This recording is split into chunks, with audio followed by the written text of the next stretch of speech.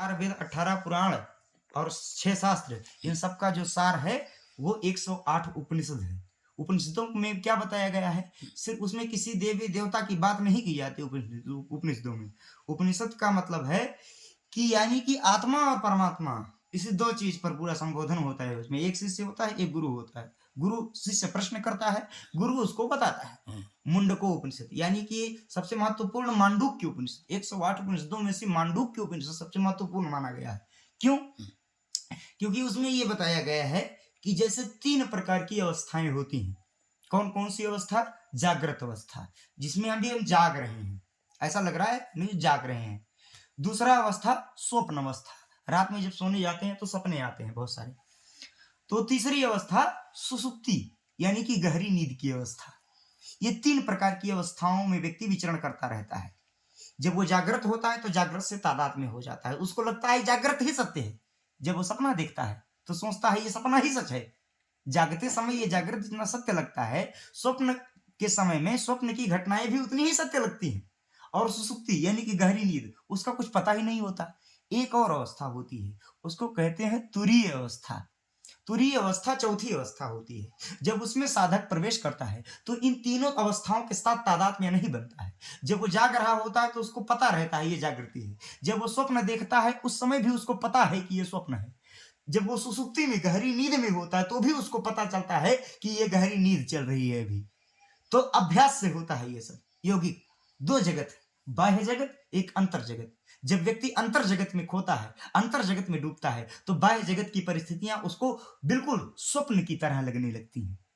तो इस तरह से जो तुरीय अवस्था में प्रवेश करता है वही समाधि को प्राप्त करता है। समाधि की अवस्था मतलब तुरीय अवस्था, यानी कि चलते फिरते उठते बैठते हर समय समाधि में उसको एक विशेष प्रकार का आनंद ऐसा उत्पन्न होता है उसके अंदर में, जिसको शब्दों से वर्णन नहीं किया जा सकता। जैसे किसी भिखारी आदमी को करोड़ों का खजाना मिल जाए अचानक, किसी शराबी आदमी के सामने शराब की नदियां बहती दिखाई दी, किसी कामी पुरुष को सुंदर सुंदर रूपवती स्त्रियां मिल जाएं, उनको जितना आनंद आता है उससे करोड़ों गुना ज्यादा आनंद बिना किसी कारण के ही अपने अंदर आता रहता है। वो होता है तुरीय अवस्था में प्रवेश। तो वो तीनों के साथ तादाद में नहीं करता, ना जागृत के साथ, ना स्वप्न के साथ, ना सुसुप्ति के साथ। तो अब तुरीय में प्रवेश कैसे करें? तो ओमकार, ओम जो कहते हैं ओम, तो ओम में क्या होता है? आकार, उकार और मकार, आ उ मा। तो जो आ है वो जागृत का प्रतीक है, जो उ है वो स्वप्न का प्रतीक है, और जो मा है वो सुसुप्ति यानी कि गहरी नींद का प्रतीक है। तो जब व्यक्ति उच्चारण करता है ओम, तो ये ओम नहीं बल्कि 3 भाग में विभाजित हो रहा है। जैसे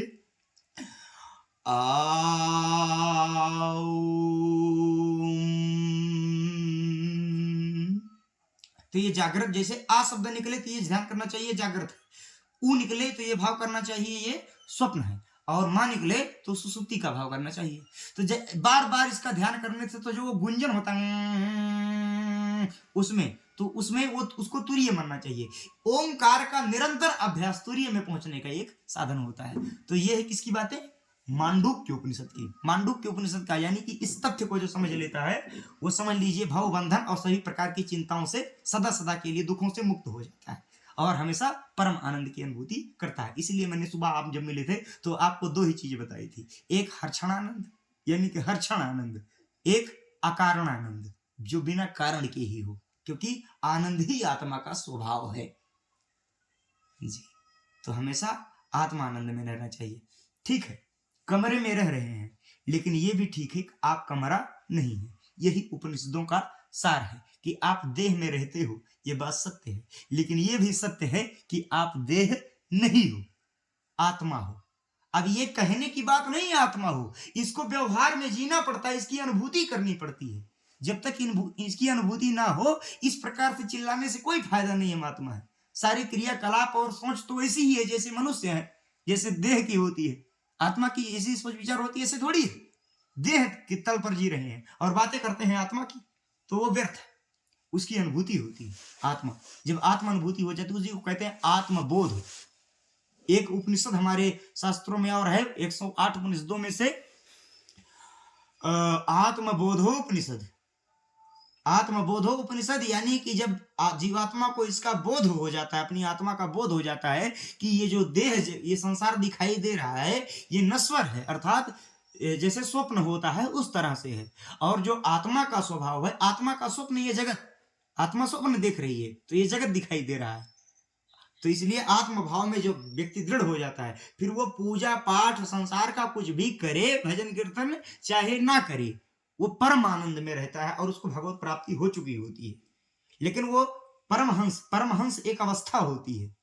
परमहंस जैसे जब सांस बाहर निकलती है तो सो की ध्वनि होती है, श्वास अंदर जाती है तो माँ की ध्वनि होती है, सो हम, सो हम, सो हम, यानी कि आपके प्राण, आपकी सांसें चिल्ला चिल्ला कर आपको बता रही हैं। सो यानी कि वह, हम यानी कि यह, सो हम यानी कि यह वही है जो वह है, जो वह है वो यह है, अपने ही अंदर है सब कुछ।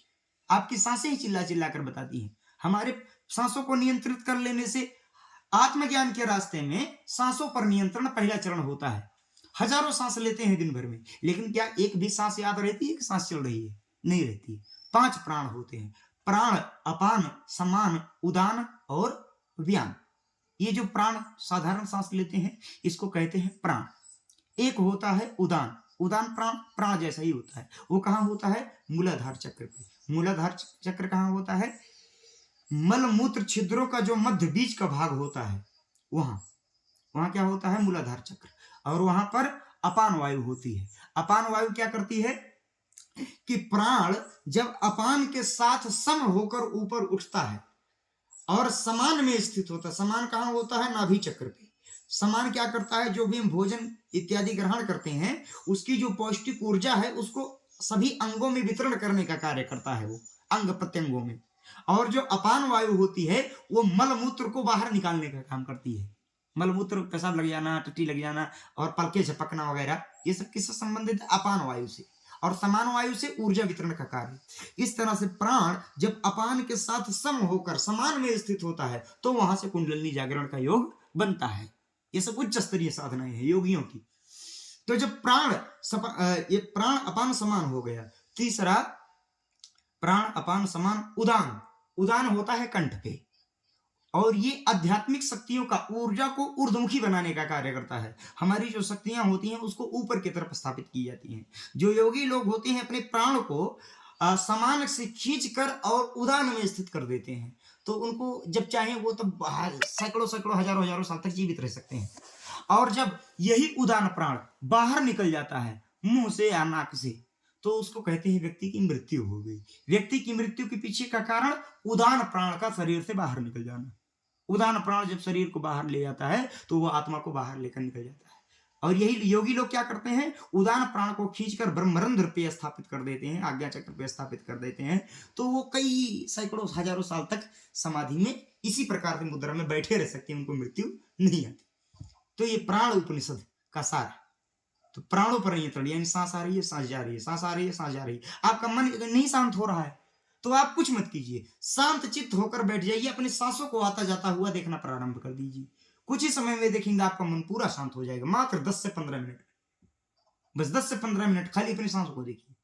इतना ज्यादा प्रभावशाली और क्या हो सकता है? मंत्रों को सेट कर दीजिए, अपने नाम जप को सेट कर दीजिए अपने सांसों के साथ में। जैसे सांस ऊपर गई राम, नीचे आई राम, ऊपर गई राम,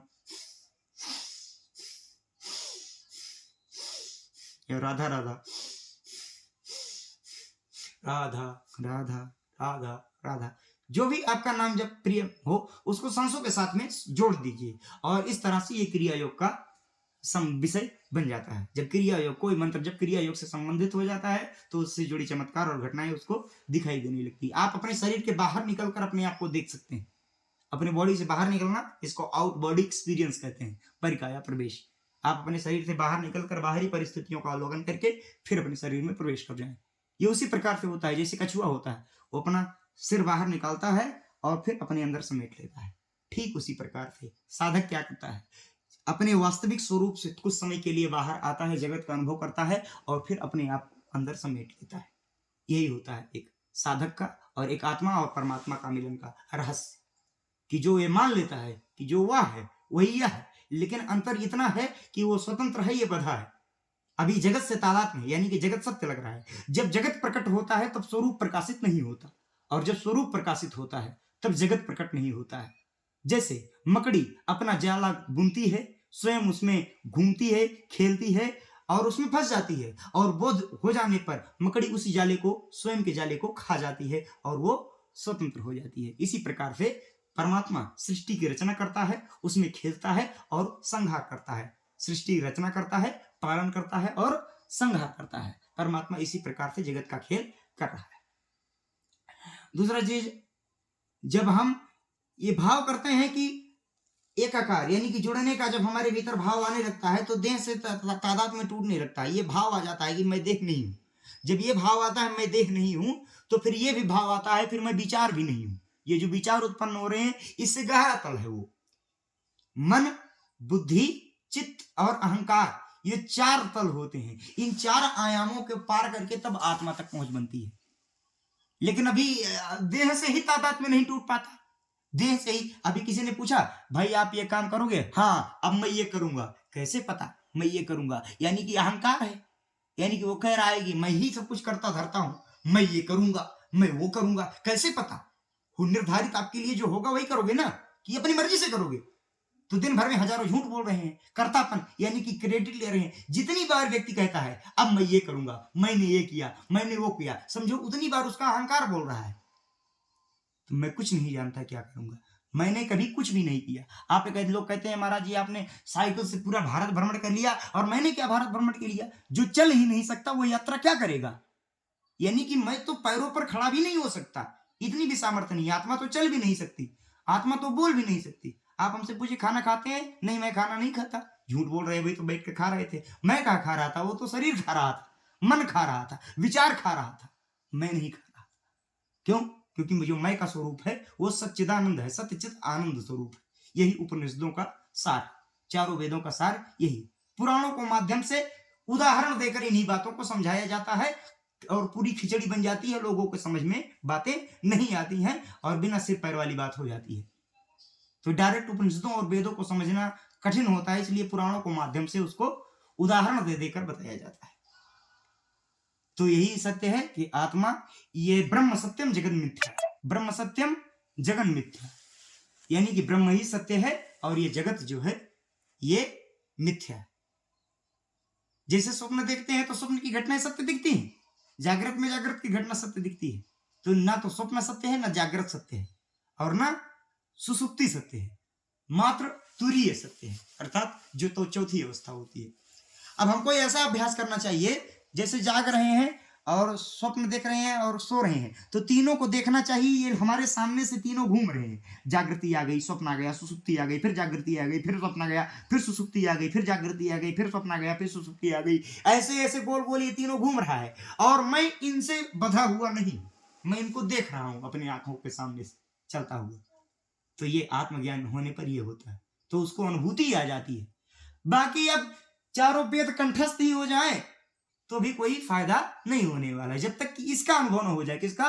नयनम छिन्दन्ति शस्त्राणि नयनम दहति पावकः नयनम क्लेदयन्त्यापो नाशोषयत मारुता। हे पार्थ, हमारी स्थिति ऐसी है, आत्मा की स्थिति क्या है कि जिसको ना तो अग्नि जला सकती है, ना वायु सुखा सकता है, ना जल भिगो सकता है, ना शस्त्र अस्त्र शस्त्र जिसको काट सकते हैं, ऐसा आत्मा का स्वरूप।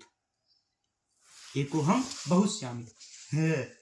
आनंदेश्वर महादेव की जय। जय महाराज, जय महाराज। तो ये सब रहस्य की बातें हैं, समझने की बात है। लेकिन अब वही चीज ना, अब जैसे किसी